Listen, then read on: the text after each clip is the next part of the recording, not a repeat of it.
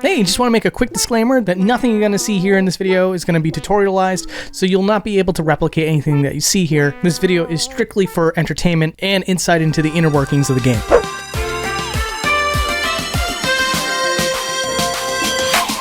Hey, welcome to an ongoing series where we basically take the camera anywhere we want to try to find secrets and new discoveries to some of our favorite games. And Animal Crossing New Horizons is just the game that will not quit, except for maybe this time. I think you guys are going to be a little bit shocked with some of the stuff that I found here. And before I do that, I just want to say big thank you to Bidzilla, who really pulled things together to make a really special episode. Links to his stuff down below. And with that said, let's get going.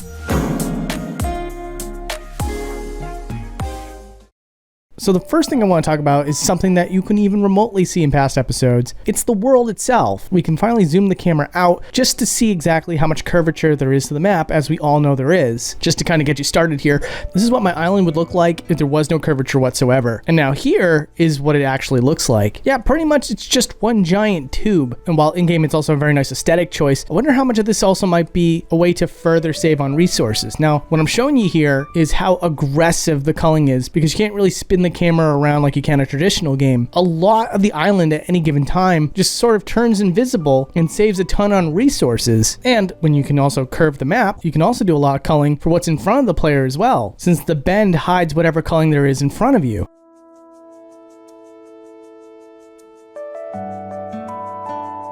The next thing I want to talk about that we couldn't cover in the last two videos was the islands all the way off in the background. In fact, at the end of the last video, I make a whole point about how I try to run as far as I could in the direction of them, and I can never reach them. That's because it's always tailored to the player position and does not have a set position. But in this video, while we still can't technically reach the islands, we can do a lot to bring them a lot closer to the camera. A lot of my attempts look like this, you know, removing the fog and stuff like that. That's nice and all. But as you can still see here, it's a little bit blotchy. But Bidzilla did something to get it a lot closer. And there's a level of clarity here that is probably going to be the best you get to see for a while. And as you can see, the islands that are off in the distance are 3D models. The evidence of that is that if they weren't, seeing them this close up would start to look like a low-res texture at this point, which is really cool.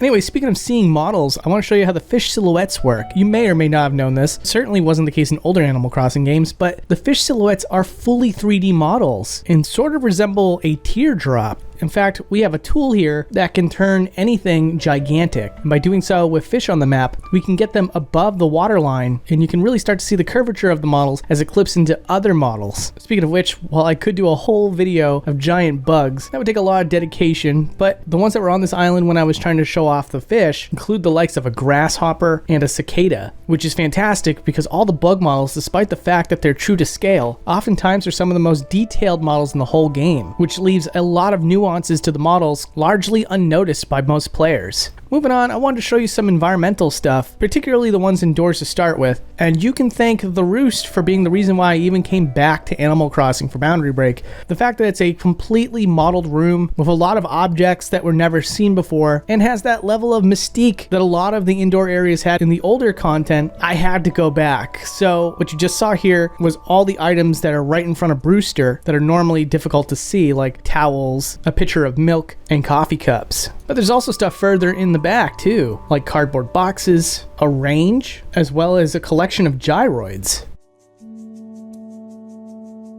Now, what about Brewster himself? There's something really special about his model in Animal Crossing New Horizons, and that is that this is the first time, I believe, you ever get to see Brewster's eyes. Now, for the characters I'm about to show you here, you can technically see their eyes without the help of a special tool by scanning their amiibo card and then giving them different eyewear that doesn't completely cover up their eyes. But for the sake of this video, we have the extracted models here, and you get a much clearer idea of what their eyes would look like if they had had no glasses at all. And I said they, didn't I? So moving on from here, this one's just completely lucky on my part. In the past Animal Crossing episode, I talked about the fact that Wilbur hides in the background, never to be seen by the player, and that if you talked to him back then, he would have villager dialogue, surprisingly. But due to another tool that we have that removes all clothing, Wilbur's sunglasses are affected by this, and you can see something that I was very surprised by. His eyes are not the same as Orville's. His eyelids hang over the top of his eyes a little bit, giving him his own unique look. And then moving on from there, we got Harv, Harv usually has these big circular glasses that completely cover up his eyes, but removing that can show you that he has black eyes and also has droopy eyelids. It's honestly a pretty nice feature for him. I don't use this word often, but he's pretty adorable. And then there's certain villagers that have hidden details as well, like Stinky, if you remove his shirt, has a wrestler belt that's completely attached to his model. And then the villager himself also has a safeguard in place that was a very clever decision on the part of the developers. Massive amounts of respect for the fact that the developers here made sure that every single model that the villager has a texture over certain body parts to protect from any glitches that might give the Barbie doll effect, and instead make the villager always look like it's clothed. Anyways, moving on to Cap'n's boat. If you take a look inside of Cap'n's boat, there's unique artwork that's tagged on the inside. This one here shows Cap'n with his entire family, what looks to be the island from Animal Crossing on the GameCube. And then on the opposite side is a crude drawing of Cap'n himself. Can't really quite make out what the details on the bottom are supposed to be, but to his upper right, it's clearly a drawing of the sun. And speaking of Cap'n, I think a lot of you want to know what it looks like when you zoom out the area when he's ferrying you to an island, which by the way is a viewer request, and as always, if there's something you want to see in an upcoming episode of Boundary Break, all you gotta do is just give me a follow and wait for the post, and we might feature it in the next episode. And so for here, much like your main island, the whole thing runs on a cylinder, except this time, it's all just ocean water, and includes the ocean depth that's at the bottom here,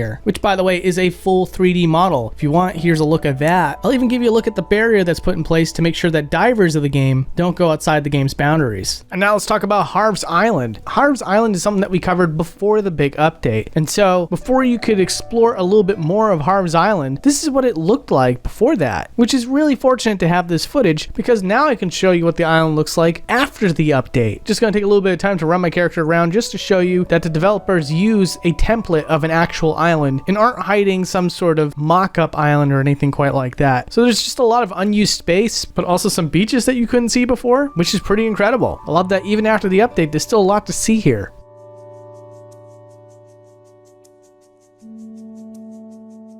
And then moving on from there, here's something that at least every single person has seen. This is the very first screen of the game where Timmy and Tommy set you up with your island. Now this is a uniquely modeled area, so I wanted to zoom the camera out and show you everything that's in this scene. And while there isn't a lot being hidden, you can see that Timmy and Tommy are floating in order to keep their model visible above the desk. You can also see that the barrier that's normally on screen, it isn't even fully modeled. The barrier tape just suddenly stops. And then when you go to put in a dream address, you also get this uniquely crafted area, and I wanted to zoom that out for you just to show you the whole thing in one shot. The sky dome sort of looks like a ramen bowl of some kind, and even from far away, the modelers that did the clouds for this part of the game did some really fantastic work. And the same thing can be said for KK Slider as well, which I think will surprise a lot of people. I think most folks just assumed that the lighting just goes completely dark, but in truth, the entire island gets culled out, and KK Slider and the villager get trapped inside of a black cuboid. And here's another thing that I've always wanted to check. I think I may have even briefly mentioned it in the last episode, but there was just no way to angle the camera in any sort of way to verify this, but there was these black boxes behind the door frames of certain buildings of the game. And as it turns out, these are unused doors. The developers clearly wanted the option to be able to open these doors if they so choose, but they never did. And what's left behind are modeled interiors for when a character would walk through those doors and possibly go somewhere else. Or just have a prop environment for when NPCs would walk through that door and maybe greet the player. Either way, in neither of these cases are they used. And if there's any confusion about which areas we're talking about here, these were the town hall and the tailor shop. And also not as exciting, but I did want to show you guys what it looks like when a character goes into the changing booth and what goes on with the model while they're in there. There's just an animation for when the character goes in and then the model gets called out. And then when you're done changing, the character kind of clips through the mirror a little bit and then walks through the changing room to open the curtain. I did make special care to figure out if the character model is stored into the black cube that's behind, but I can assure you that that's not the case. In fact, that black cube might be there because the angling of the natural game camera might not be good enough for when it clips through the mirror itself. And here's a cool find. Inside the museum, after you catch an arapaima, there's a second arapaima that hangs out in the void. Why this happens, I don't know, but there is an arapaima that is inside the aquarium, so this model is just doubled up. Perhaps it has to be there to avoid some sort of break in the code. It's hard to say, but it's the only instance that I could find where this happens. Also, ago in the same room. We talked about this in an earlier episode. I just wanted to mention it again here because it was particularly interesting. But I wanted to clarify that if you don't have enough fish, there's a whole wall that blocks this entire area that includes a texture of the outdoors. If you get enough fish, that wall goes away. But I also just wanted to show you guys, whether you've ever unlocked this or not, a better look of the texture that represents the outdoors. And also, now that we can get rid of fog, I wanted to show you guys what some things look like from behind. The maple trees, or fruit trees, or money trees, whichever you want to call them, are not modeled on all sides. Instead, expose the entire base of the tree if you spin the camera around. And what's also kind of interesting too is that there's sort of like an error in the model as well that seem to have some sort of triangle on the right side of each tree. Pine trees surprisingly don't do this, and instead opt to be fully modeled on all sides, looking much more natural than their maple tree counterparts.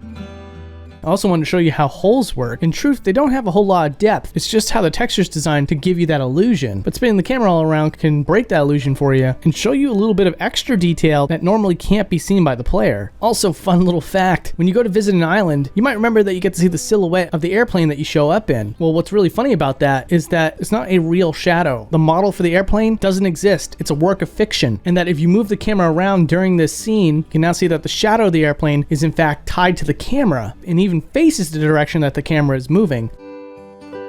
Next up, I want to show you a cool little secret behind KK Slider's guitar. If you were able to spin the camera around, you could see that the model for the guitar has 2 stickers on it. And now, better than ever, I can show you what those stickers look like while on the model itself. They are venue stickers that KK Slider uses in reference to places that he's been to in past games. One is the Roost, which clearly has a picture of Brewster, and another is a building that's hosted by Dr. Shrunk, which is why there's a drawing of Dr. Shrunk here. Next, I want to show you some unused areas at the airport. Surprisingly, the door frame for the airport has unused geometry inside, and this probably has to do with the fact that the airport is the only building in the game whose exterior does not match the interior, which means that it's possible that the interior of the airport was changed later in development. And again, this is just a theory, but to compensate for this might be why you can't see inside from the exterior building. But if you could see an unused desk, and that the interior walls are modeled on all sides. Also wanted to spin the camera around in the bug exhibit just so that you can see a couple of different things, a couple of textures that are a little bit hard to see from the outside, as well as just how the environment looks from different angles. I think that's really interesting to look at. But one of the most fascinating things is that at certain times of the day, this particular room has rectangles show up on the walls that are unseen by the player unless you tilt the camera this way, which is normally impossible. The reason why they have this is because it serves as light that drops into the room that, like I said, only show up at certain times of the day. Also, I want to make sure I show you various Nook Shop interiors from different angles as well, as a lot of this is very difficult to see, and I just want to make sure that we have this available for you so that you have a one-stop shop and you don't have to watch an older video in order to see some of this stuff that was already shown before.